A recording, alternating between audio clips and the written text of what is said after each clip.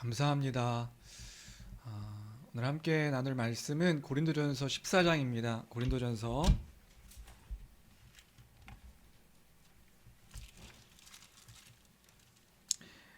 14장 1절로 12절까지 말씀을 함께 보도록 하겠습니다. 우리는 계속해서 고린도전서를 함께 나누고 있습니다. 고린도전서 14장 1절부터 12절까지 제가 가진 성경은 신약성경 279페이지입니다.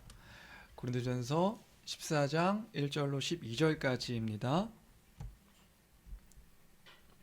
신약성경 279페이지 14장 1절로 12절까지입니다.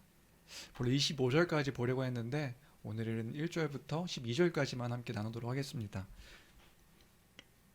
다 찾으신 줄 알고 한 목소리로 읽도록 하겠습니다. 함께 읽습니다. 시작. 사랑을 추구하며 신령한 것들을 사모하되 특별히 예언을 하려고 하라. 방언을 말하는 자는 사람에게 하지 아니하고 하나님께 하나니 이는 알아듣는 자가 없고 영으로 비밀을 말함이라. 그러나 예언하는 자는 사람에게 말하여 덕을 세우며 권면하며 위로하는 것이요 방언을 말하는 자는 자기의 덕을 세우고 예언하는 자는 교회의 덕을 세우나니 나는 너희가 다 방언 말하기를 원하나 특별히 예언하기를 원하노라. 만일 방언을 말하는 자가 통역하여 교회의 덕을 세우지 아니하면 예언하는 자만 못하니라. 그런즉 형제들아 내가 너희에게 나아가서 방언으로 말하고 계시나 지식이나 예언이나 가르치는 것으로 말하지 아니하면 너희에게 무엇이 유익하리요? 혹 필이나 검은고와 같이 생명 없는 것이 소리를 낼 때에 그 음의 분별을 나타내지 아니하면 필이 부는 것인지 검은고 타는 것인지 어찌 알게 되리요? 만일 나팔이 분명하지 못한 소리를 내면 누가 전투를 준비하리요? 이와 같이 너희도 혀로서 알아듣기 쉬운 말을 하지 아니하면 그 말하는 것을 어찌 알리요? 이는 허공에다 말하는 것이라. 이같이 세상에 소리의 종류가 많으나 뜻없는 소리는 없나니 그러므로 내가 그 소리의 뜻을 알지 못하면 내가 말하는 자에게 외국인이 되고 말하는 자도 내게 외국인이 되리니 그러므로 너희도 영적인 것을 사모하는 자인즉 교회의 덕을 세우기 위하여 그것이 풍성하기를 구하라. 아멘.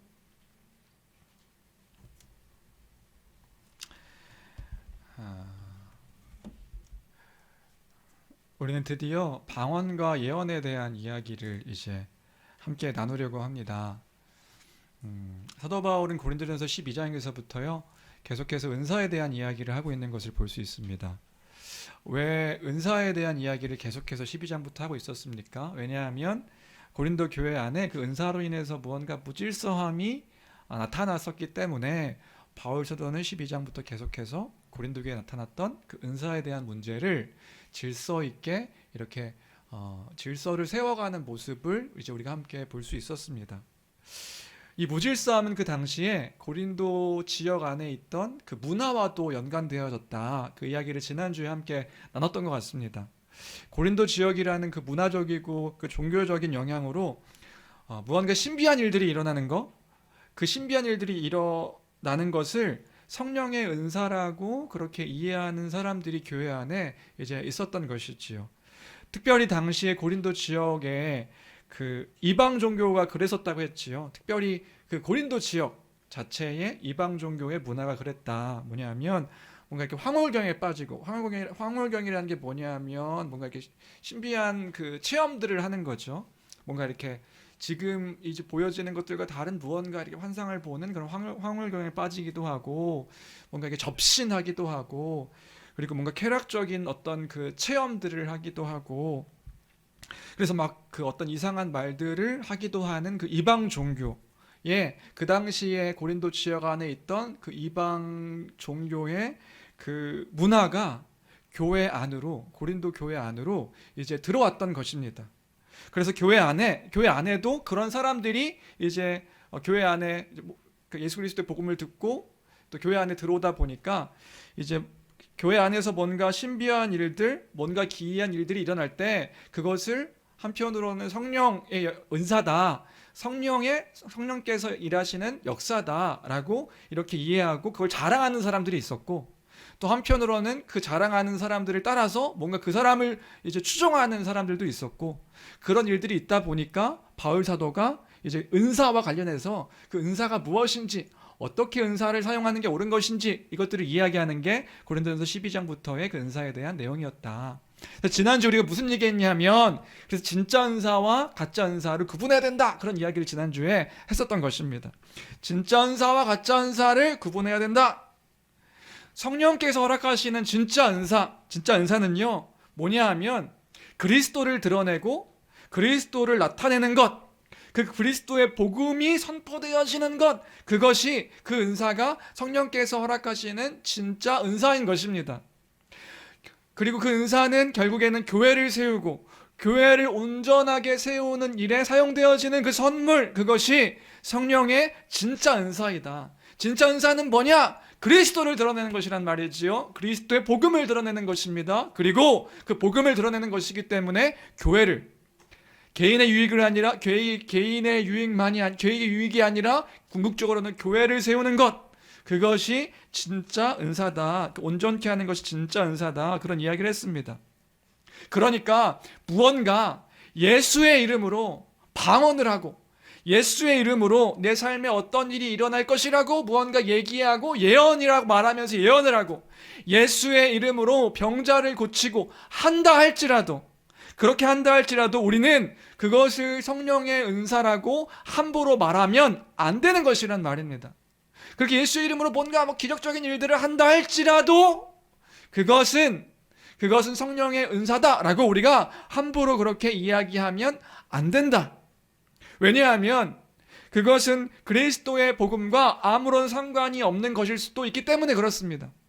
그리스도의 복음과 아무런 상관이 없다면 그건 아무리 예수의 이름으로 그 일을 행한다 할지라도 그것은 성령의 은사가 아닐 수 있다. 그것은 성령의 은사가 아닙니다. 그래서 제가 그 밴드에다가 존 메가더 목사님의 다른 불이라는 책에 있는 내용들을 캡처해서 이렇게 올려드렸지요. 거기서 그런 이야기를 했어요. 뭐냐면요, 성령 하나님은 어떤 분이시라고요? 성령 하나님은요 자신을 드러내시는 분이 아니시라고요. 성경에서 말하는 성령은 어떤 분이십니까? 그리스도의 영, 진리의 영이시지요. 그리스도의 영이시고 진리의 영이시기 때문에 자신을 드러내는 분이 아니시라 그분은요 그리스도를 드러내시는 분이시라고요.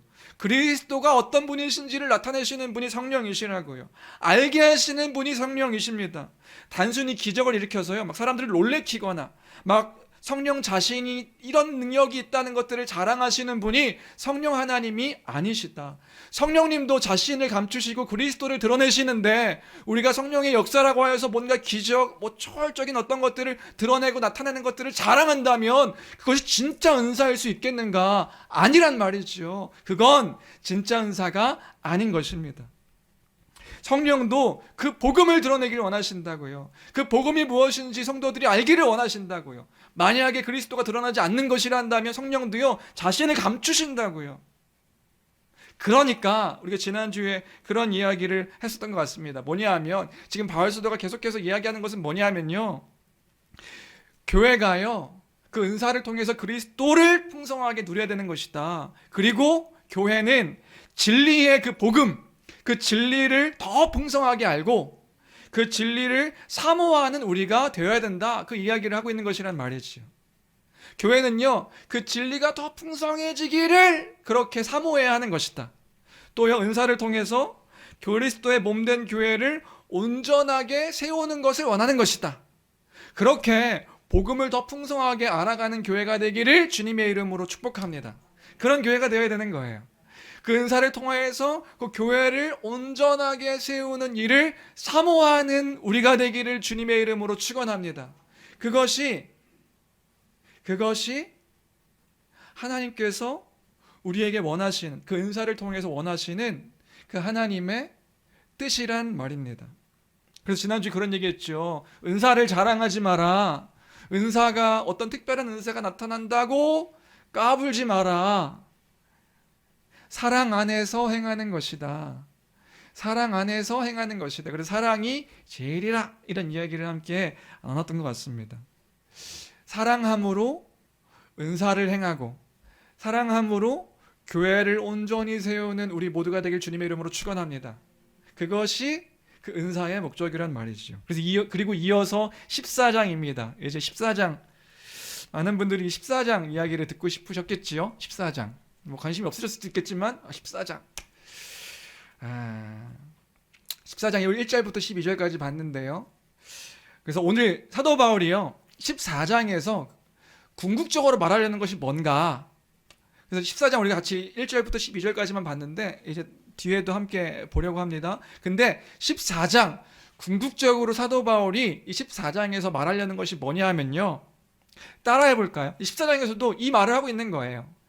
따라해 볼까요? 사랑을 추구하며 은사를 사모하되 예언을 사모하라. 그 얘기를 하고 있는 거거든요. 다시 한번요. 사랑을 추구하며 은사를 사모하되 예언을 사모하라. 예. 14장에서 말하려는 것은 뭐냐면 여기 신령한 것이라고 되어 있는데 신령한 것이라는 건 결국 은사죠. 성령께서 허락하시는 은사. 그러니까 사랑을 추구하고 그 은사를 사모하되 특별히 예언하는 것을 사모해라. 그 얘기하고 있는 거죠. 그러니까 방언보다 예언을 하라고 말하는 것이 지금 사도 바울의 교회를 향한 권면입니다. 무슨 말인지 이해되세요? 방언보다 예언을 더 사모하라고 말하는 것이 지금 사도 바울이 교회를 향한 권면이다. 그때도요, 지금 뭐 그 말씀의 교회는 그런 건 없지만 그때도 방언이 좀 문제가 됐던 것 같아요. 방언과 특별히 예언과 이런 것들이 문제가 됐던 것 같은데 사도 바울이 말하는 건 뭐냐 하면 방언보다 예언하기를, 교회 안에 예언이 있기를 더 사모해라. 지금 이런 이야기를 하고 있는 거죠. 그렇다면 오늘 우리가 이 14장을 이해하기 위해서 몇 가지를 정리하면 좋겠다 싶은 것이 있는데 그게 뭐냐면요, 바로 예언과 방언에 대한 이해이지요. 예언과 방언에 대한 이해. 지난번에 예언에 대해서는 함께 좀 이렇게 나눴던 거 혹시 기억하시나요? 우리 복음의 기초 때도 예언에 대한 이야기는 했었고, 지난주에도 10장인가요 11장인가요 얘기할 때 예언에 대한 얘기를 한번 했었는데, 지난주에 안 계신 분들이 계셔가지고 예언에 대한 것들을 다시 한번 정리하면 성경에서 말하는 예언이란 무엇인가, 좀 그 예언에 대해서 한번 정리해 보려고 합니다. 우리는 보통 예언이라고 하면 보통 떠오르는 게 뭐죠? 보통 떠오르는 예언 하면 떠오르는 게 뭐죠? 예언이라고 하면 미래에 일어날 어떤 일들에 대해서 예견하고 그 예견한 것들을 말하는 것, 이것을 보통 우리가 예언이라고 생각을 하는 거예요. 그래서 미래를 말하는 거죠. 그래서 예언의 은사라고 할 때에 우리는 그 예언의 은사를 어떻게 생각하냐면 그 예언을 미래에 어떤 일들이 일어날 것에 대한 것들을 이제 예언의 은사라고 생각하는 것이 우리가 갖고 있는 보통 예언에 대한 생각입니다. 근데 그 예언이, 성경에서 말하는 예언이 어디죠? 쌀 뿌려서 갑자기 점 보는 거, 그죠? 사주팔자 보는 그것과 그럼 다른 게 뭐가 있을까요? 사주팔자 보는 사람들은 귀신 들린 사람인데 그 사람들도 미래에 대한 얘기들을 맞추잖아요. 한편으로 목사보다도 더 잘 목사는 예언의 은사가 없군요. 목사보다도 더 잘 맞추기도 하고, 그렇죠? 그 사람들의 점괘를 보는 것과, 그러면 만약에 예언이 그런 거라 한다면 교회에서 말하는 것이 뭐가 다르냔 말이지요. 그 사람들이 보는 건 귀신이 얘기하는 거고, 여기서 교회에서 얘기하는 건 하나님이 말씀하시는 거니까 그 차이가 있는 건가요? 교회에서 말하는 건 더 정확한 거다, 하나님이 그렇게 예언의 은사를 통해서 말씀해 주시는 거니까, 그럼 그게 성경에서 말하는 진짜 예언일까요? 아니란 말입니다. 아니란 말이에요.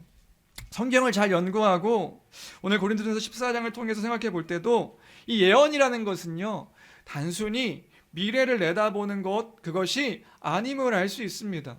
그럼 예언이 뭐냐? 성경에서 말하는 예언이 뭐냐? 혹시 오늘은 그림이 되나요? 지난주 네. 지난주 이거 보여드렸죠. 우리는 예언이라고 할 때 구약 성경과 신약 성경과 상관없이 우리는 예언을 우리의 시점으로 미래에 있을 어떤 일들을 이렇게 예언이라고 생각한다는 거죠. 미래에 있을 일. 근데 성경에서 말하는 예언은 우리가 지금 있는 미래에 있을 일을 얘기하는 게 아니다. 그럼 성경에서 말하는 예언, 그 예언의 기준은 뭐냐면 기준은 구약 성경이란 말입니다. 그 기준을 구약 성경에서 그 기준을 찾아야 된다는 말이죠. 무슨 말이냐면 성경에 먼저 쓰여져 있는 구약 성경, 예수 그리스도께서 오시기 전에 쓰여진 구약 성경을 보면 그때 예언자, 선지자들이 예언을 했습니다. 그럼 선지자들이 예언한 것들이 무엇인지, 사실 성경은 예언이 뭐다 이렇게 정의 내리진 않거든요. 근데 선지자들이 무엇을 예언했는가? 그것이 성경에서 말하는 예언의 내용이란 말이죠. 선지자들, 구약에 있는 그 선지자들이 무엇을 예언했는가? 그게 구약 성경의 예언의 내용이죠. 그럼 그 내용이 뭐였죠? 크게 네 가지를 예언의 메시지를 그래서 봐야 된다. 그 선지자들이 말한 예언의 메시지가 뭐였죠? 첫 번째로는 하나님이 누구이신가에 대한 것이 그 선지자들의 메시지였던 거예요. 그러니까 성경에서 말한 예언은 우리가 지금 시점, 내가 지금 21세기에 살고 있는데 21세기 미래에 어떤 일들이 일어날 것인가를 예언하는 게 예언이 아니라 성경에서 말하는 예언의 기준은 구약 성경인데 그 구약 성경 선지자들이 말한 그 예언의 메시지 첫 번째는 뭐냐면요. 하나님은 누구이신가? 우리가 믿는 하나님은 누구이신가? 그 하나님은 창조주시다. 그거에 대한 선포였단 말입니다. 예언의 선포가요. 메시지가요. 하나님은 창조주시다. 그리고 그 하나님이 우리를 부르셔서 우리를 당신의 백성 삼아주신 그분이 우리의 하나님이시다. 우리의 주인이시다. 그것이 선지자들이 전한 그 예언의 첫 번째 메시지였다. 두 번째 그 예언의 메시지는 뭐였냐면요. 그 선지자들이요. 그 하나님의 백성의 죄에 대해서 선포합니다. 근데 그 하나님이 창조주신 그 하나님이 우리를 부르셨는데 그 하나님이 부르신 백성이 죄를 범했다. 하나님의 백성이 그 율법 앞에서 죄를 범했다. 죄 가운데 있게 되었다. 죄악된 길로 빠졌다. 그 길에서 돌이켜야 된다. 그것에 대한 선포가 선지자들의 예언의 메시지였다고요. 무슨 말인지 이해되세요? 하나님에 대한 선포, 두 번째는 그 하나님의 백성이 범한 죄에 대해서 지적하는 것. 세 번째 예언의 내용은 뭐였냐면 그 세 번째 내용은 하나님이 그 죄를 범한 그 사람들을 심판하신다. 심판에 대한 선포입니다. 하나님이 그 하나님의 백성을, 하나님의 법을, 율법을, 하나님의 뜻을 범한 그들을 심판하신다. 이것이 선지자들의 예언의 메시지였다고요. 근데 그 심판에 대한 선포로 끝나는 것이 아니라 네 번째, 그 선지자들이 뭘 예언하냐 하면 그런데 하나님이 그 백성을 그냥 내버려 두시는 것이 아니라 그들을 구원하시기로 약속하셨다. 그들을 다시 회복하기로 약속하셨다. 하나님의 백성을 다시 당신의 백성으로 만들기로 약속하셨다. 메시아를 통하여서, 그 구원자를 통하여서, 그 주의 종, 그 순종의 종을 통하여서 하나님이 그 나라를 회복할 것이다. 이게 구약의 그 선지자들 예언의 메시지였단 말입니다. 무슨 말인지 이해되세요? 그래서 예언을 이해하려면 구약 성경에서 선지자들이 말한, 그 예언자들이 말한 그 예언의 내용을 먼저 이해할 필요가 있다. 그것이 구약의 약속이고 그것이 예언의 내용이라면 그 예언은 어떻게 성취된 겁니까? 그게 이제 신약 성경에서 얘기하는 거예요. 무슨 말이냐면 그 예언이 성취되었다. 그 약속하신 예언이 성취되었다. 누굴 통해서요? 예수 그리스도를 통해서 그 약속을 성취하셨다고 선언하는 것이 신약 성경의 예언의 내용이죠. 무슨 말인지 되시나요? 예수님께서 오셔가지고 뭘 말씀하셨습니까? 회개하라, 천국이 가까이 왔느니라. 구약이 약속했던 하나님의 나라가 가까이 왔느니라, 왔다라고 선포하신 것이 예수님의 메시지지요. 죄에 대해서 심판하시고 의에 대해서 선포하시고 예수 그리스도의 십자가와 부활을 선포하시는 거예요. 선포하심을 통하여서 뭘 지금 말씀하시는 거냐면 구약에 약속되어 있던 하나님의 심판이 예수 그리스도의 십자가를 통하여서 쏟아 부어졌다. 그리고 예수 그리스도의 부활을 통하여서 그 하나님의 나라, 그 의가 온전히 선포되어지고 회복되어짐으로 하나님의 나라, 그 구약에 약속되어 있던 그 예언이 성취가 되었다. 이것이 바로 성경에서 말한 예언의 메시지란 말입니다. 그리고 그가 다시 오셔서 그 미래에 대한 이야기도 하지요. 그 주님이 다시 오실 때에 그 구원이 온전히 완성되어질 것이다. 하나님의 나라가 온전히 이루어질 것이다. 그것이요, 신약에서 말하는 그 예언에 대한 성취, 예언에 대한 메시지란 말입니다. 그럼 다시요, 성경에서 말하는 예언은 뭐냐? 단순히 내가 지금 어떤 일들이 미래에 있을 것이고, 뭐 어떤 전쟁이 일어날 것이고, 저 그리스도가 나타나가지고 그게 무슨 트럼프고, 이게 아니라, 트럼프 맞췄던 사람 그 예언이 실패했잖아요. 트럼프 안 됐잖아요. 그때 예언이 약간 이게 원래 트럼프가 아니라 이거 아니고요. 예언은 뭐냐 하면 하나님의 구원의 역사, 그 하나님의 구원의 일들을 어떻게 이루어가시는가, 이것이 바로 성경에서 말하는 그 예언의 성취의 이야기란 말입니다.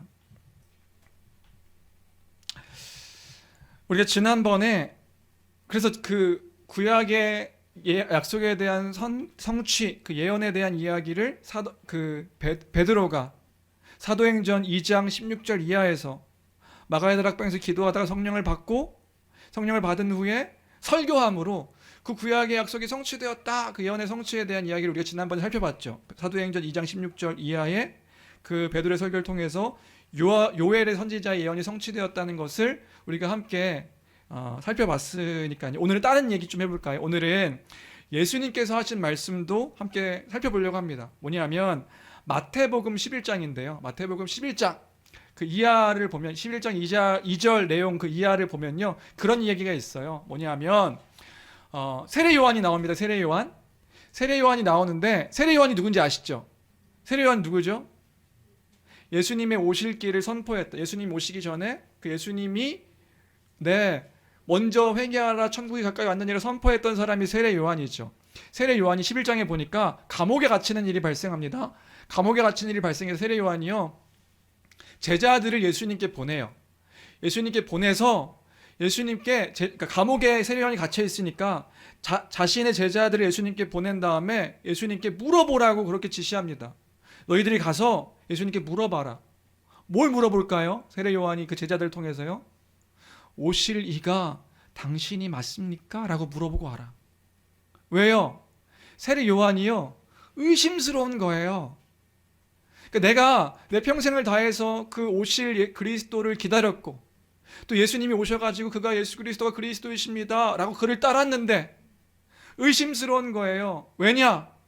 자기가 기다렸던 구약의 그 예언들을 기억할 때에 자기는 기다렸거든요. 어떤 걸 기다렸냐면 그 메시아를 기다렸거든요. 그 메시아가 오면 왕 같은 왕권을 가진 그 왕이 와서 다윗과 같이 자신들의 지금 이스라엘, 로마의 속국으로 로마의 지배를 받고 있던 이스라엘을 회복시키고 그 약속하셨던 그 나라가, 그 왕권이 회복되어질 그 왕을 기다렸는데, 그 나라가 회복되어질 것을 기다렸는데, 그래서 회개하라, 하나님의 나라가 가까이 왔다라고 자기도 선포하고 예수님도 선포하셔가지고 그걸 기다렸는데, 예수님을 보니까 한없이 초라한 거예요.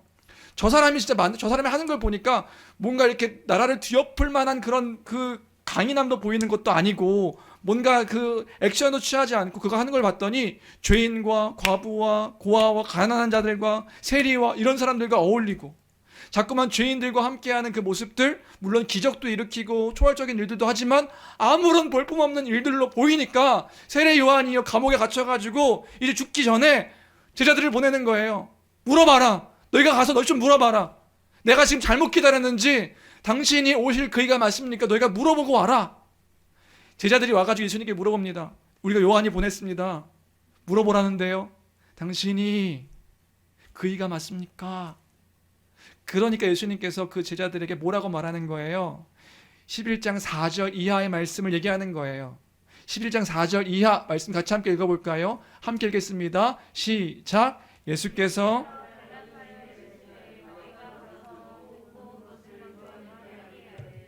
맹인이 보며 못 걷는 사람이 걸으며 나병 환자가 깨끗함을 받으며 못 듣는 자가 들으며 죽은 자가 살아나며 가난한 자에게 복음이 전파된다 하라. 누구든지 나로 말미암아 실족하지 아니하는 자는 복이 있도다 하시니라. 아멘. 이게 무슨 말인가요? 지금 세례 요한이 이것 때문에 지금 보낸 건데, 너희가 가서 이렇게 듣고 보는 것을 요한에게 알려라. 맹인이 보고 못 걷는 사람이 걸으며 나병 환자가 깨끗함을 받으며 못 듣는 자가 들으며 죽은 자가 살아나며 가난한 자에게 복음이 전파된다고 세례 요한에게 얘기해라. 지금 이게 뭐 얘기하는 걸까요? 왜 가서 내가 곧 있으면 사람들 일으켜가지고 정복하고 저 헤로드 왕과 로마의 이 지배 아래에 있는 이 나라를 내가 정복할 것이다, 이거 얘기해라가 아니라 지금 그 세례 요한이 의심스럽게 행동하고 있는 것들 너희가 본 걸 가서 전해라. 그러면 요한이 알아들을 거야. 그럼 이게 어떤 내용이길래 요한이 알아들을 거라고 그렇게 생각했을까요? 이게 사실은 우리는 사실 성경을 잘 모르니까 구약 성경에 이사야서 선지자가 예언한 것에 대한 그걸 끌고 들어와서 얘기한 거란 말입니다. 이사야서 31장 그리고 이사야서 61장 이 말씀을 끌고 들어와서 지금 이 일이 일어나고 있다고 이야기해라. 우리 한번 볼까요? 이사야서 35장이네요. 35장 4절에서 6절까지.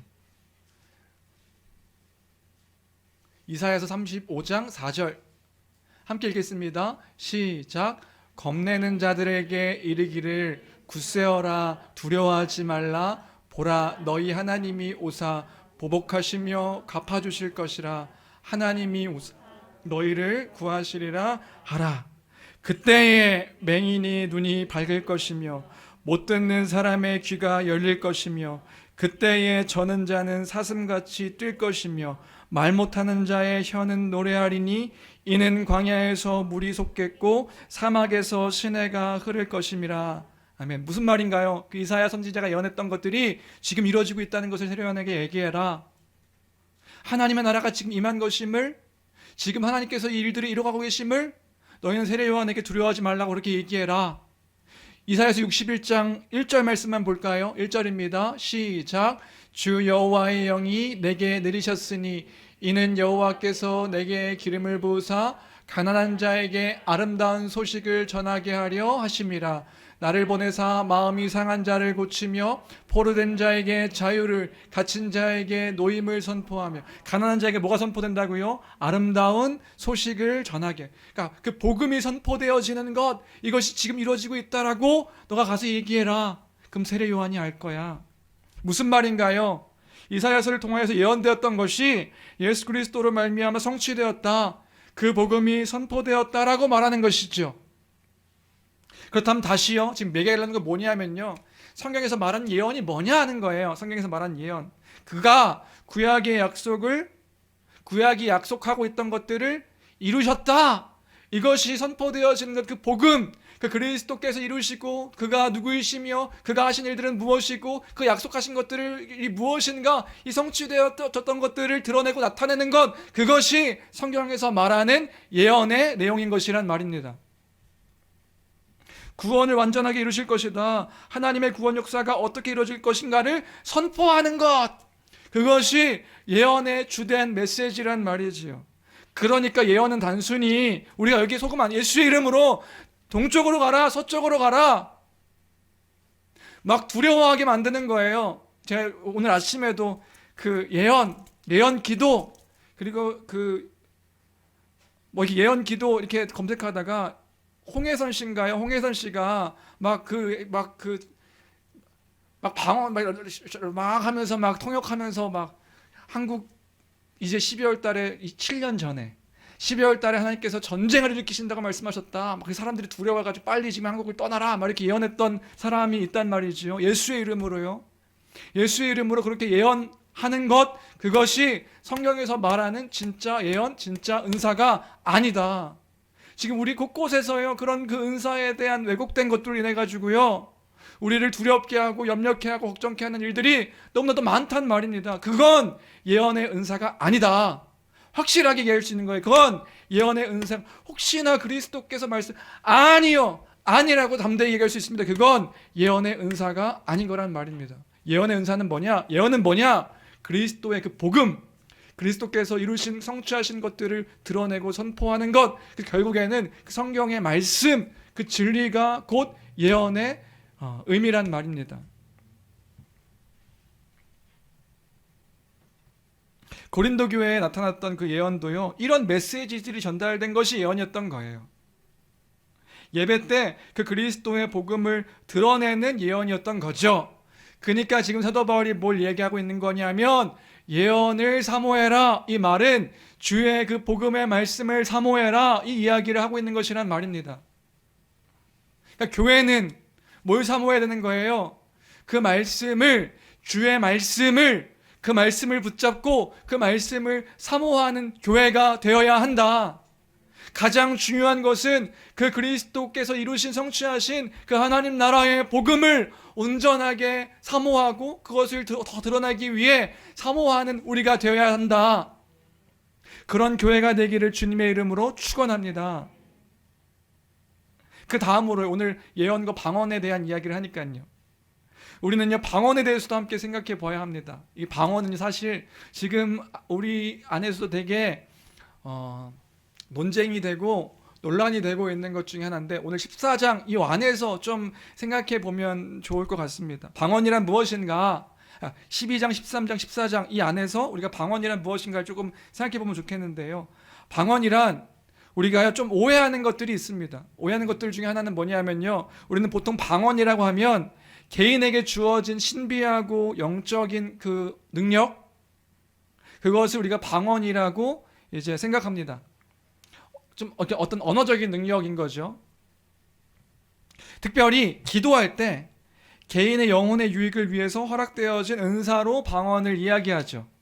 그러니까 우리가 방언하면 어떻게 생각하냐면 개인의 영혼이 기도할 때에 허락되어진 은사, 주어진 은사, 우리 영혼의 유익을 위해 주어진 은사가 방언이라고 생각해요. 그래서 이제 오순절, 여기 뭐 제가 다 교회의 그 출신들 잘 모르니까 오순절 계열에서 이렇게 신앙생활 하신 분들이나 은사주의 쪽에 이제 좀 이렇게 활동, 이렇게 거기 교회 안에서 뭐 장로교회라 하더라도 좀 은사를 강조한 교회 안에서 그렇게 생활하신 분들은 사도행전에 나오는 오순절 성령 강림 사건을 근거로 해가지고요, 그 방언을, 성령을 받으면 방언을 반드시 해야 된다라고 이렇게 말하는 사람들도 있습니다.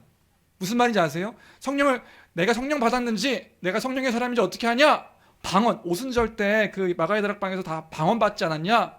방언을 그 성령 받음의 증거라고 말하는 사람들이 있습니다. 그러니까요, 진짜 성령을 받은 사람들은 방언을 할 줄 알아야 된다. 그 은사는 필수적이다. 이렇게 말하기도 하는 거죠. 근데 여기서 우리가 정리할 것은 뭐냐면요, 먼저 이렇게 생각하고 정리할 것은 뭐냐면, 우리가 그래서 은사에 대해서 12장부터 쭉 얘기했던 거예요. 은사가 뭐죠? 은사는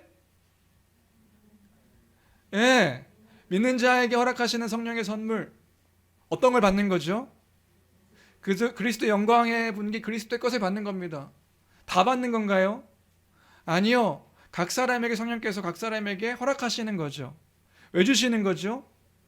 교회의 유익을 위해서요. 그러니까요, 방언은 성령을 받은 사람들에게 반드시 보여야 되는 그런 은사가 아니다. 그러니까 누군가 그렇게 얘기하면 그건 아니다, 이렇게 얘기할 수 있어야 되는 거예요. 성령 받은 사람은, 예수 믿는 사람은 방언을 받아야 된다, 그건 아니다. 왜죠? 왜냐하면 은사는 모든 사람들이 똑같이 받는 것이 아니니까. 성령께서 각 사람에게 성령의 그 필요를 따라서, 교회의 필요를 따라 허락하시는 선물이 은사이니까요. 그러니까 누군가 그렇게 얘기하면 그건 아니다. 그게 12장에서의 내용이었고요. 두 번째로 우리는 방언의 은사는 개인의 기도의 유익을 위해서 허락되어진 은사라고 생각하는 경향이 있습니다. 그리고 그 은사를 받은 사람들은 무언가 일반적인 성도들은 기도할 수 없는 하나님의 비밀을 뭔가 이렇게 말하는 그러한 특별한 은사라고 그 방언의 은사를 생각하시는 분들이 있어요. 그러니까 그 사람들은 비밀을 말하는 거죠. 다른 사람들은 모르는데 방언 받은 사람만 아는 그 비밀을 이야기하는 은사가 방언이다 라고 이제 우리가 생각하는 경향이 있는 거죠. 특별히 14장을 보면서요. 그러니까 그 방언하는 사람들의 특징은 뭐냐면요, 자신이 무슨 말을 하는지는 모르지만 그 방언에, 그것도 똑같은 말이, 방언에 깊이 들어가면 2시간, 3시간 뭔가 이렇게 영적인 것들을 막, 내가 무슨 말하는지 모르지만 기도가 깊어진다 막 말하는 거예요. 그러니까 너무 신비한 체험이라고 말하면서 하나님과 깊은 교제를 하는 데 유익한 은사라고 그렇게 방언을 받으신 분들이 이야기를 하는 거죠. 그런 은사인가요? 라고 물어보면 안 받아봐가지고 안 받아봐가지고 받아보면 이게 말이 달라질 때 이렇게 이야기를 하는데 방언의 은사가 개인의 유익을 위해서 그렇게 허락되어진 은사인가? 14장에서 지금 그것을 이야기하는 것인가? 중요한 건 뭐냐면요, 방언이요 내 개인의 기도의 유익을 위해서 주신 은사가 아니다. 다른 은사들은 다 교회의 유익을 위해서 주셨는데 방언만 개인을 위해서 허락하신 은사일 리가 없는 거잖아요. 그러면 이제 방언과 관련해서 말씀하시는 분들이 그 방언에 대해서 말씀하시면서 고린도전서 14장을 이야기한단 말이에요. 특별히 2절, 4절, 13절 오늘 읽지 않았지만 13절까지 얘기하면서 이 방언은 이런 거지 않습니까? 우리 2절, 3절, 4절 같이 함께 읽어볼까요? 2절, 3절, 4절입니다. 함께 읽겠습니다. 시작. 방언을 말하는 자는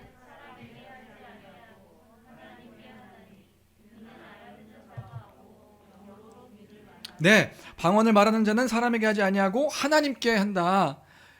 이는 알아듣는 자가 없고 영으로 뭘 말한대요? 비밀을 말함이라. 보세요, 목사님. 하나님께 하는 거고 비밀을 사람에게 하는 게 아니라 영으로 비밀을 말하는 거잖아요. 3절, 4절 또 같이 읽겠습니다. 시작. 그러나 예언하는 자는 권면하며 위로하는 것이. 방언을 말하는 자는 자기의 덕을 세우고 예언하는 자는 교회의 덕을 세우나니. 그러니까 방언을 말하는 자는 자기의 덕을 세우는 은사라고 하지 않습니까? 2절을 보십시오. 4절을 보십시오. 그러니까 결론적으로 방언은 하나님께 영으로 기도하는 그런 기도이지 않습니까? 자기의 덕을 세우는 그런 기도이지 않습니까? 이렇게 얘기하는 거죠. 근데요, 잘 들어보세요. 2절, 4절만 떼어서 보면 우리가 그렇게 이해할 수 있지요. 그런데 우리가 성경을 볼 때 그 성경은 문맥 안에서 큰 흐름 안에서 읽어야 하는 것이다. 그리고 지금 이 글을 쓴 사람이 이 바울이요 로마교회 그 고린도교회 성도들에게 어떤 맥락에서 그 말을 하는가 그것을 생각하면서 그 흐름을 살피며 이 본문을 이해할 필요가 있는 겁니다. 지금까지 사도 바울이요 고린도 교회 안에서 이 은사에 대해서 왜 얘기하고 있다고 혹시 말했는지 기억하시나요? 이 은사에 대해서 지금 12장부터 왜 얘기하고 있는 거죠? 고린도 교회 안에 은사로 인해서 무질서함이 드러나고 나타나니까, 특별히 방언, 예언 때문에요. 무질서함이 나타나니까 이것들을 질서 있게 어떻게 사용해야 되는가 관련해서 이야기하고 있는 것이다라고 말했죠. 고린도 교회 성도들 특별히 이 방언, 예언, 하나님의 지식과 관련해 가지고 무질서함을 보였던 겁니다. 이게 좀 심각한 문제가 아니었는가 싶어요. 교회 안에서 그런 일들이 일어나니까요. 그런 맥락에서 지금 방언을 말하고 있는 거라고요. 그런데 중요한 건 뭐냐면 첫 번째로 고린도전서 14장을 보면요. 그 방언은 고린도 교회 안에서 알아들을 수 없는 어떤 언어로 말하는 은사였다. 이것을 14장에서 말하고 있는 것을 볼 수 있습니다. 다시요. 이 방언은요, 단순히 어떠한 단어에 그냥 반복되어지는 그런 언어가 아니라 말로 선포되어지는 말하는 은사였다는 것을 14장의 전체 문맥에서 봤을 때 알 수 있어요. 특별히 이제 5절 같이 볼까요? 그러니까 우리가 2절, 4절 떼어서 보면 그건 하나님께 기도하는 특별한 영어로 말하는 비밀을 말하는 그 은사지 않습니까? 5절 볼까요? 5절 함께 보겠습니다. 함께 읽겠습니다. 시작. 나는 너희가 다 방언 말하기를 원하나 특별히 예언하기를 원하노라. 만일 방언 말하는 자가 통역하여 교회의 덕을 세우지 아니하면 예언하는 자만 못하니라. 무슨 말인지 되시나요? 고린도교회 성도들에게 이렇게 말하는 거예요. 너희가 다 방언을 말했으면 좋겠다. 그런데 특별히 예언하기를 원한다. 그러면서 하는 말이 방언을 말하는 자가 통역하여 교회를 세우지 못하면 예언하는 자보다 못하다. 이렇게 얘기하는 거예요. 지금 방언과 예언을 어떤 맥락에서 보고 있는 거예요? 같은 맥락에서 이야기하고 있는 거라고요. 그러니까 무슨 말입니까? 그 방언은 단순히 개인적인 기도하면서 개인의 유익을 위해서 사용되는 어떤 은사라고 말하는 것이 아니라 교회 안에서 방언을 통해서 성도들에게 무언가 선포해야 했던 은사였던 것을 말하고 있는 것이죠. 또 여기서요, 성경을 이해할 때 조금 방해되는 단어가 하나 있는데 그게 뭐냐면요, 바로 덕이라는 단어예요. 덕이란 단어가 뭐죠? 덕? 무언가 사람의 인격, 인품 뭐 이런 것들을 표현하는 게 덕이란 단어죠. 성경에는 덕이란 단어가 사실 없습니다. 덕이란 단어가 없어요. 그러니까 원래 원어대로 해석을 하면 이런 거예요. 방언을 말하는 자가 통역하여 교회를 세우지 아니하면 예언하는 자만 못하니라. 아까 2절에서도 4절에서도요. 방언을 말하는 자가 자기의 덕을 세우고, 그러니까 방언을 말하는 사람은 자기의 덕, 인격과 인품들을 세우는 것이고, 이렇게 우리가 이해할 수 있는데 사실은 덕이란 단어가 없다고요. 그럼 덕이란 단어가 없으면 이해가 조금 달라질 수 있겠죠. 방언을 말하는 자는 자기를 세우고 예언하는 자는 교회를 세운다. 이렇게가 4절에 이야기되는 거예요. 덕이란 단어가 성경에는 없습니다. 덕은 한자잖아요. 성경은 그 한자에 덕이란 단어가 없다고요. 교회를 세운다, 집을 세운다는 단어인 거예요. 그러니까 이 방언은 뭔가 말하는 그런 은사였다.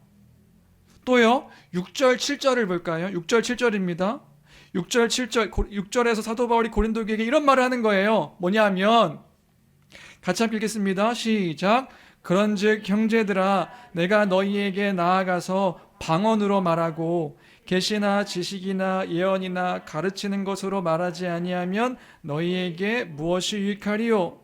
혹 필이나 검은고와 같이 생병 없는 것이 소리를 낼 때에 그 음의 분별을 나타내지 아니하면 필이 부는 것인지 검은고 타는 것인지 어찌 알게 되리요? 무슨 말인지 되시나요? 바울 사도가 고린도 교회에게 갈 때에 그들에게 방언으로 말하면 무슨 유익이 있겠느냐 지금 얘기하고 있는 거예요. 내가 고린도 교회에서 교회 예배당 들어와가지고 방언으로 나 혼자 기도하면 무슨 유익이 있겠는가 얘기하는 게 아니라, 내가 고린도 교회에 갈 때에 내가 너 성도들에게 특별히 예배 시간을 얘기하는 거죠. 예배 시간에 내가 방언으로 뭔가 막 얘기만 하면 너에게 무슨 유익이 있겠는가, 지금 이 얘기를 지금 사도 바울이 하고 있는 거죠. 그리고 또요, 근데 여기서요 6절에서 그 방언이 무엇과 같은 맥락에서 지금 사용되고 있는지 혹시 보이시나요? 6절. 그런즉 형제들아, 내가 너에게 나가서 방언으로 말하고 계시나 지식이나 예언이나 가르치는 것으로 말하지 아니하면 너에게 무슨 유익이 있으리요? 계시나 지식이나 예언이나 가르치는 것과 같은 맥락에서 지금 방언을 말하고 있는 것이라고요. 그러니까 사도 바울이 고린도 교회에 갑니다. 근데 가서 방언을 말한다는 건 계시나 지식이나 예언이나 가르치는 것, 다 하나님의 말씀을 전하는 것과 관련되어 있는 거죠. 그러면 방언으로 말한다는 건 뭘 얘기한다는 거예요? 하나님의 그 말씀을 전하는 것과 관련되어 있는 거란 말입니다. 방언으로 뭐 하는 거예요? 그 진리의 복음을 선포하는 것, 하나님이 어떤 분이신지를 드러내고 찬양하고 나타내는 것. 13절도 마찬가지예요. 그냥 단순히 영으로 기도한다. 뒤에 보시겠어요? 영으로 기도하고 마음으로 열매 맺지 아니하면 방언으로 찬양하고 이런 내용들이 있죠. 14절에 내가 만일 방언으로 기도하면 나의 영이 기도하거니와 나의 마음을 열매 맺지. 이거 영으로 기도하는 것 아닙니까? 근데요, 이 기도가요 단순히 개인 기도를 이야기하는 게 아니라고요. 15절을 보시면 내가 영으로 기도하고 또 마음으로 기도하며 내가 영으로 찬송하고 또 마음으로 찬송하리라. 찬송하는 것, 그러니까 드러내고 나타내는, 하나님을 높이는 것, 이걸 지금 방언으로 하고 있다라고 얘기하는 거죠. 근데 이게 나 혼자 한다 이런 개념이 아니라요, 16절, 17절 교회 안에서 선포하는 것과 관련되어 있는 거란 말입니다. 교회 안에서 기도할 때에, 사람들을 위해서 기도할 때에, 하나님께 기도할 때에, 하나님께 찬양할 때에 방언으로 기도하면 누가 알아듣겠느냐? 무슨 말이냐면 이 방언이라는 은사는 예언과 지식과 계시와 가르치는 것과 같은 맥락에서 그 언어로 하나님이 어떤 분이신지를 선포하는 은사가 바로 방언의 은사인 것이란. 기도할 수도 있겠죠. 개인이 기도할 수도 있겠죠. 근데 그 은사의 목적은 하나님이 어떤 분이신지를 드러내고 선포되어지는 그 선물로 허락되어진 것이 은사다. 그러니까 바울이 얘기하는 거예요. 통역하는 자가 없으면 교회에서 방언하지 마라. 물론 방언이 나쁜 은사가 아닌데 통역하는 자가 없으면 교회에서 그 방언을 하지 마라 이렇게 얘기하는 거란 말입니다. 그럼 2절 마지막으로 2절과 4절은 어떻게 이해하면 좋을까요? 2절과 4절 지금 2절과 4절은요 사도 바울이요 지금 고린도 교회에게 긍정적으로 이야기하는 것이 아닌 거예요. 그 문맥 안에서 2절 4절만 보면 비밀을 말하고 하나님께 말하는 것이고 자기의 덕을 세우고 아니요. 지금 사도 바울은 긍정적이지 않은 맥락에서 2절과 4절을 얘기하는 거라고요. 이렇게 얘기하는 겁니다. 지금 그거 사람에게 하는 거 아니고 하나님께 하는 거지 않냐. 아무도 못 알아들으니까 아는 사람들이 없고 그냥 비밀 같은 것들을 말하는 것 아닌가. 예언은 그 말씀을 드러내므로 사람에게 말해서 그 사람을 세우고 권면하고 위로하는데 방언을 말하는 사람은 아무도 알아듣지 못하니까 자기를 세우는 것 아니냐. 그러니까 교회는 예언하기를 사모해라 이 얘기를 하고 있는 거란 말입니다. 2절과 4절만 떼어내면 그냥 방언은 자기의 덕을 세우는 거라고 얘기하지만 그게 아니라 지금 부정적인 맥락에서 말하고 있는 고린도 전서 12장부터 14장까지를 이해할 때에 2절 4절은 그거 아무도 알아듣지 못하는 하나님만 아는 것, 그거 예언은 선포함으로 주의 말씀을 선포함으로 권면하고 위로하고 세우고 하는데 방언 그건 자기를 세우는 것 아닌가. 그러니까 지금 사도 바울이 교회를 향해서 말하는 것은 뭐예요? 그거 통역하는 자가 없으면 아무 유익이 없다. 교회 안에 아무 유익이 없다. 그거 허공에다 말하는 것일 뿐이다. 울리는 소리와 꽹과리와 같이 시끄러운 것일 수 있다. 그러니까 결론은 뭐예요? 결론은 12절인 겁니다. 12절 같이 함께 읽겠습니다. 시작. 그러므로 너희도 영적인 것을 사모하는 자인즉 교회의 덕을 세우기 위하여 그것이 풍성하기를 구하라. 뭐가 풍성하기를 구하라는 거예요? 네, 주의 말씀이 선포되어지는 예언 그리고 그 진리가 선포되어지는 것이 풍성하기를 구하라. 그럼 방언을 할 때 통역을 해야 되는 거겠죠. 그러니까 그 방언은 뭔가 이렇게 알아들을 수 없는 언어로 말하는 그런 은사이니까 그 하나님의 진리를 선포할 때 알 수 없는 언어로 선포하는 은사이니까 통역하기를 구하라. 그래서 결론이 뭐예요? 결론은요. 결론은 예언을 사모해라. 아까 첫 번째 얘기했던 게 결론인 거예요. 교회가 추구해야 될 것은 무엇인가? 사랑을 아까 뭐였죠?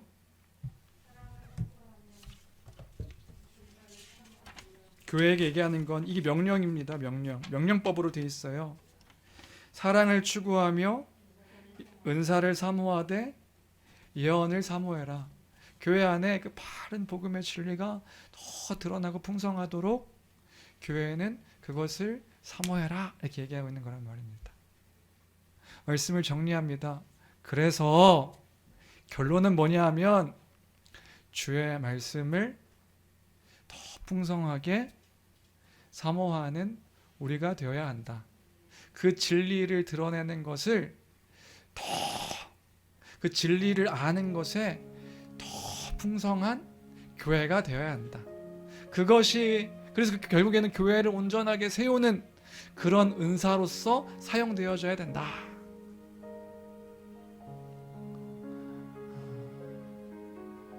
그럼 목사님 방언은 없는 은사입니까? 아니요, 저는 그 은사를 부정하지는 않습니다. 기적이 없는 겁니까? 아니, 하나님의 기적을 부정하지 않습니다. 하나님의 기적이 있지요. 또 그 은사를 허락하신 사람들이 또 유익을 위해서 할 수 있는 것이지요. 그런데 우리가 기억해야 되는 것은 그 은사는 그냥 단순히 개인의 유익을 위해서 허락하신 선물이 아니다. 그리고 그것은 무질서하게 사용되어져야 하는 그런 선물이 아니다. 그리스도를 드러내고 더 풍성하게 개인의 유익을 위해서 혼자 기도할 때 방언으로 기도하실 수도 있겠죠. 그러나 그것을 내가 어떤 이 은사를 가졌다고 드러내고 뽐내고 자랑하기 위해 허락되어진 은사가 아니다.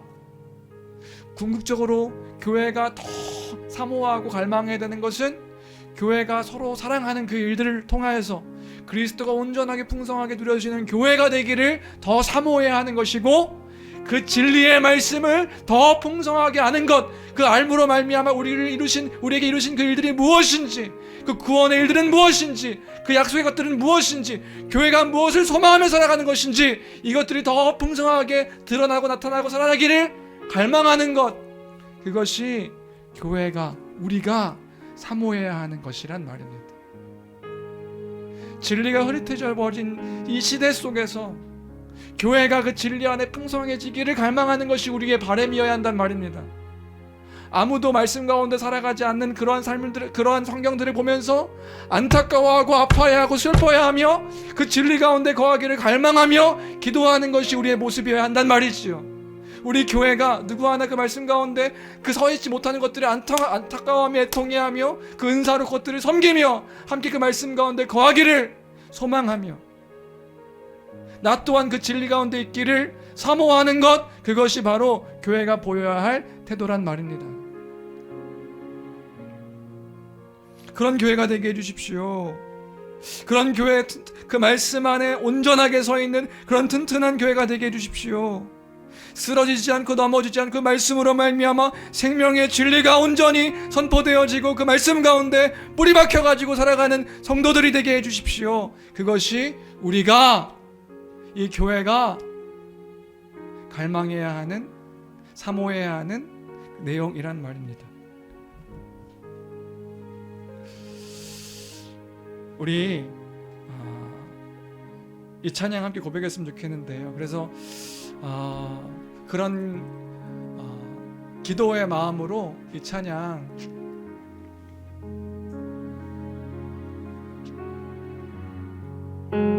그 기록되어진 말씀, 그 진리의 말씀, 그 말씀을 사모하는 내가 되고 교회가 되게 해달라는 그러한 기도의 마음으로 우리 찬양 함께 고백했으면 좋겠습니다.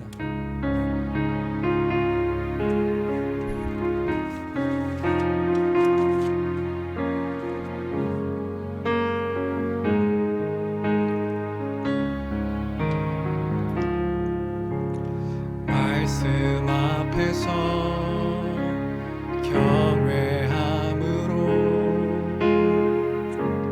주께 홀로 섭니다.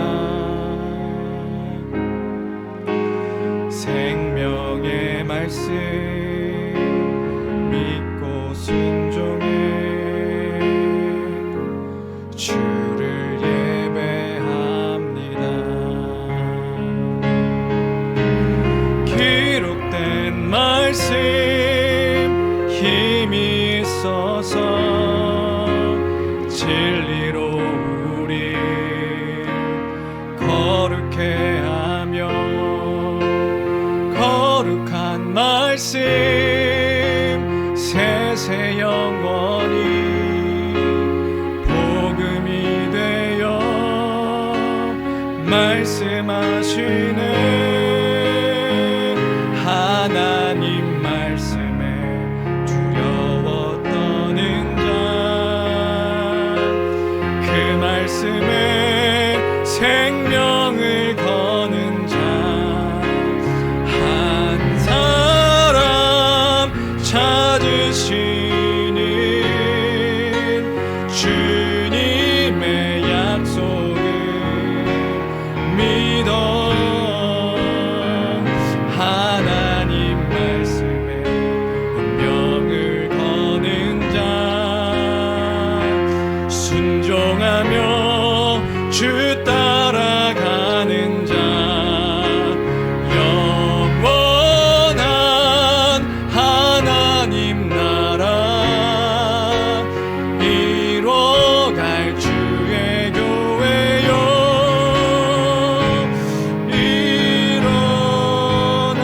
기록된 말씀 힘이 있어서, 기록된 말씀 힘이 있어서 진리로 우리 거룩해 하며 거룩한 말씀 세세 영원히 복음이 되어 말씀하시네.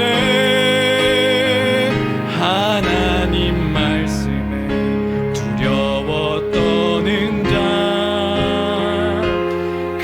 말씀에 생명을 거는 자 한 사람 찾으시는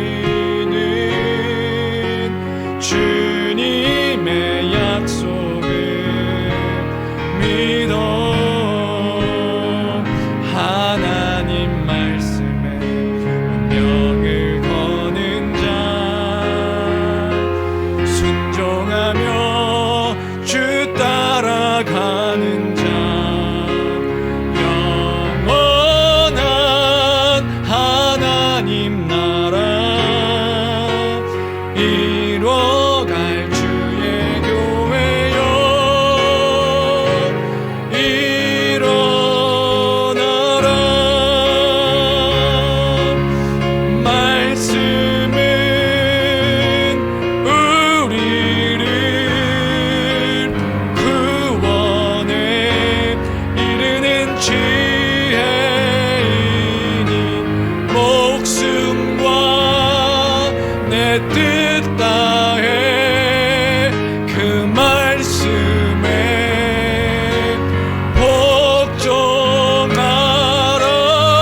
복종하라 그 하나님 말씀에 두려워 떠는 자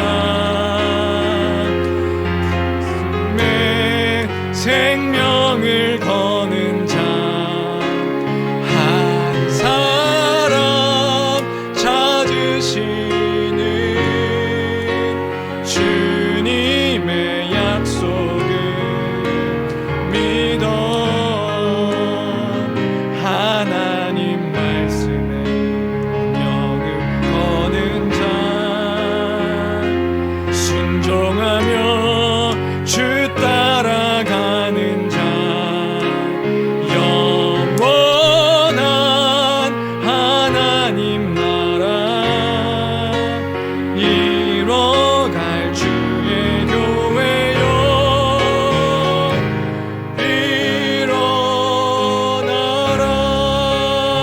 일어나라.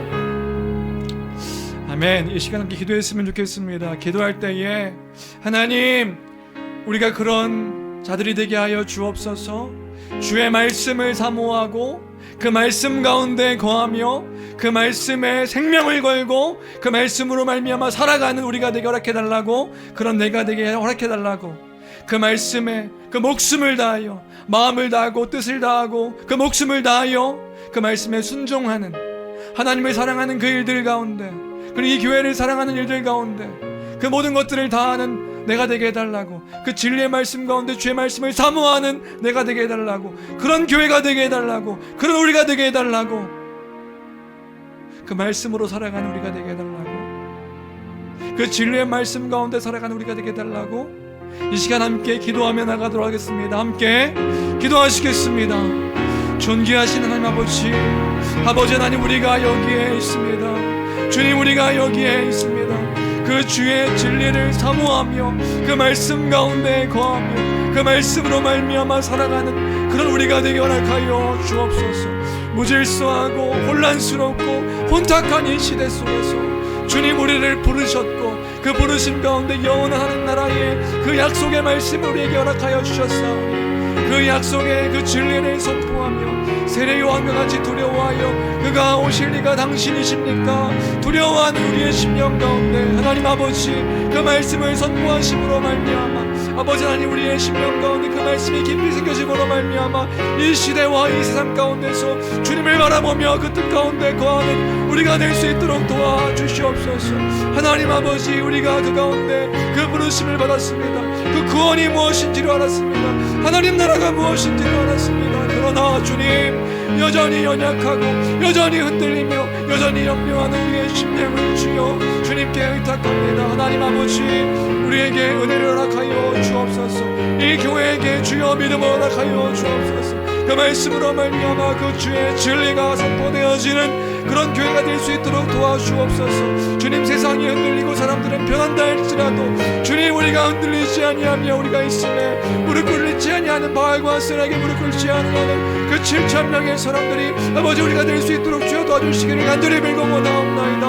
하나님 아버지, 우리의 힘으로도 아니고 우리의 능력도 아니라 오직 예수 그리스도의 그 복음의 진리와 성령의 은혜로 말미암아 그들이 이룬 줄로 믿사오니 하나님 아버지, 우리를 붙잡아 주옵소서. 주님, 우리를 붙잡아 주시옵소서. 주님, 우리를 흔들리지 아니하는 굳건한 반석 위에 우리를 세워주시기를 간절히 빌어원하옵나이다. 하나님 아버지, 하나님 아버지, 어린 자녀로부터 시작하여 주님 우리 장년에 이르기까지 주님 그 진리를 사모하고 그 진리 가운데 거하게 아버지 교회가 되게 하여 주시옵소서.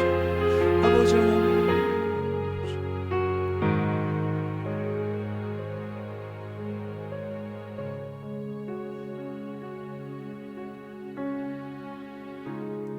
하나님 아버지, 날마다 그 주의 은혜를 기억하며 우리가 성경을 묵상하고 상고할 때마다 하나님께서 약속하신 글들이 어떻게 그리스도를 통하여서 성취가 되었는지, 우리가 지금 무엇으로부터 부름을 받았으며 우리가 교회로서 어떻게 살아가야 하는 것인지, 날마다 그 말씀 앞에 설 때에, 하나님 앞에 설 때에 그것 가운데 깨달아 알아 그 주의 진리를 더 많이 사모하여 그 가운데 거하며 살아가는 우리 교회가 되게 하여 주옵소서. 세상이 흔들리고 사람들은 변하고 주님 어떻게 살아가야 될지 무질서하여서 허무하고 공허하고 답답하고 염려되어지는 이 현실과 세상 속에서 아버지 하나님, 그 진리 가운데, 그 교회 가운데 있는 것이 무엇인지 참된 안식과 참된 영생과 아버지 그 모든 것들을 소유한 자임을 기억하여 그 복음 앞에 서 있는 우리 모두가 될 수 있도록 아버지 축복하여 주옵소서. 주님, 그 굳건한 그 반석 위에 우리가 서 있기를 원하옵나니 아버지 하나님, 우리를 붙잡아 주시고 지켜 보호하여 주옵소서. 함께 주시기를 간절히 소망합니다. 감사합니다. 존귀하신 우리 주 예수 그리스도의 이름으로 기도합니다. 아멘.